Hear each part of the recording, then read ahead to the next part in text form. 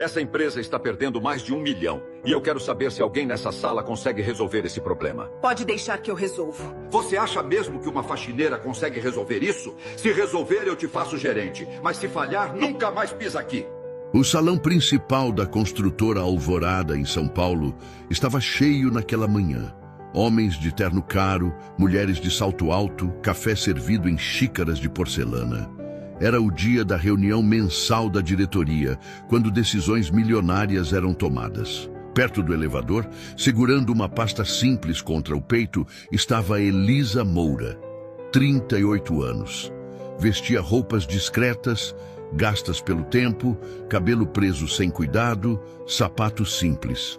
Quem passava por ela mal notava sua presença. Ela respirava fundo, tentando conter o nervosismo. Elisa trabalhava ali havia 9 anos. Entrou como auxiliar de limpeza depois de perder tudo em um divórcio violento. O que ninguém sabia, ou fingia não saber, era que antes disso ela havia sido engenheira civil, formada pela USP, com especialização em gestão de obras. Mas sua carreira foi interrompida quando precisou fugir com o filho pequeno para sobreviver. Desde então, limpava corredores onde antes assinaria projetos. Naquele dia, porém, algo era diferente. Ela havia sido chamada pelo RH na noite anterior. Um e-mail curto, frio, comparecer à reunião da diretoria às 9 horas, levar documentos. Quando o elevador abriu, Carlos Tavares, diretor financeiro, a viu e franziu o rosto. "O que você está fazendo aqui em cima?" perguntou alto, sem disfarçar o desprezo. "Eu fui chamada", respondeu Elisa, a voz baixa. "Chamada para quê? Servir café?" Ele riu. "Você sabe que esse andar não é lugar de faxineira." Algumas pessoas ouviram, ninguém interveio. Elisa sentiu o rosto queimar. Pensou em ir embora, pensou no filho, pensou nos anos em silêncio. "Entra logo", disse Carlos impaciente, "e não encosta em nada." Dentro da sala, a reunião começou. Gráficos na tela, números alarmantes. A construtora estava perdendo dinheiro. Obras atrasadas, custos fora de controle. Diretores discutiam, apontavam erros, jogavam a culpa uns nos outros. Elisa ouvia tudo em silêncio. Cada palavra fazia sentido demais. Até que o presidente da empresa, Otávio Brandão, bateu a mão na mesa. "Alguém aqui tem uma solução ou vamos continuar afundando?" Silêncio. Elisa apertou a pasta. Eu posso falar?" disse quase num sussurro. Carlos virou-se furioso. "Você só pode estar brincando." Mas Otávio levantou a mão. "Deixa ela falar." Todos olharam. Elisa respirou fundo. "Os atrasos não são falha de execução, são erros de planejamento. Essa obra do setor leste foi orçada sem considerar o solo. Eu revisei os números. Aqui estão os cálculos corretos." Ela abriu a pasta. O silêncio que se seguiu não era de desprezo, era de choque. Quem é essa mulher que uma hora limpa o chão e na outra corrige milhões em prejuízo? O que ela escondeu por tantos anos? Isso só pode ser piada. A empresa perdendo milhões, a diretoria quebrando a cabeça e agora aparece uma faxineira achando que pode resolver um prejuízo milionário. A sala ficou muda depois da frase dela. Alguns diretores se entreolharam incrédulos. Outros riram baixo, achando que aquilo era algum tipo de brincadeira de mau gosto. Carlos Tavares foi o primeiro a quebrar o silêncio. "Isso só pode ser piada", disse, cruzando os braços. "A gente discute prejuízo milionário e aparece faxineira, querendo brincar de gerente." Elisa não respondeu. Apenas puxou a cadeira vazia mais próxima da mesa e sentou. Abriu a pasta simples que carregava desde cedo. "Mas com licença", disse firme. "Se eu estiver errada, eu mesma me levanto e vou embora. Mas se eu estiver certa, vocês vão precisar me ouvir até o fim." O presidente, Otávio Brandão, observava em silêncio. Algo no tom dela o incomodava. Não era arrogância, era convicção. 5 minutos. "Depois disso você sai." Elisa assentiu. Ligou o notebook antigo que carregava na bolsa e conectou ao projetor. Os mesmos gráficos apareceram na tela, mas com anotações diferentes. "O prejuízo não começou na obra", disse ela. "Começou aqui." Apontou para um contrato específico. Um dos diretores pigarreou. "Esse contrato foi aprovado por unanimidade." "E foi aí o erro", respondeu Elisa. "O solo da região foi analisado com dados antigos. Isso gerou atraso, retrabalho e desperdício.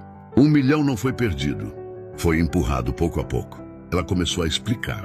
Falava de cronogramas, logística, fornecedores, prazos irreais. Cada frase desmontava uma justificativa usada nos últimos meses. O riso desapareceu. Carlos começou a suar. Outro diretor folheava papéis, nervoso. Um terceiro murmurou. Isso não estava no relatório, porque nunca foi pedido para quem realmente conhece a obra, respondeu Elisa. Otávio se inclinou na cadeira. Você está dizendo que dá para reverter isso? Não só dá, respondeu ela. Já devia ter sido feito. Ela mostrou alternativas, ajustes, números, propostas reais. Nada milagroso, apenas competente. Quando terminou, ninguém falou por alguns segundos. E onde você aprendeu tudo isso? Perguntou um dos diretores. Elisa respirou fundo. Mas antes de limpar essa empresa, eu ajudei a construir outras. Carlos se levantou abruptamente. Isso é um absurdo. Essa mulher não tem cargo, não tem autoridade. Otávio ergueu a mão. Mas tem resposta, disse ele. E é isso que a gente precisa agora. Ele olhou para Elisa com atenção renovada. Se eu te der acesso aos dados completos, você sustenta o que disse. Elisa fechou a pasta devagar. Eu sustento, mas não sozinha. Vai ter gente aqui que não vai gostar do que eu vou encontrar. O clima ficou pesado, porque naquele momento todos entenderam. O problema da empresa não era só financeiro, era humano. Ele é o que Elisa vai descobrir quando tiver acesso total aos dados. Quem vai tentar derrubá-la antes que ela chegue longe demais? Se essa mulher estiver certa, então não é a faxineira que passou anos no lugar errado. Somos nós, que ignoramos talento enquanto a empresa afundava. A frase de Otávio Brandão caiu como um peso sobre a mesa de reuniões. Os diretores se remexeram nas cadeiras. Ninguém mais ria, ninguém mais interrompia.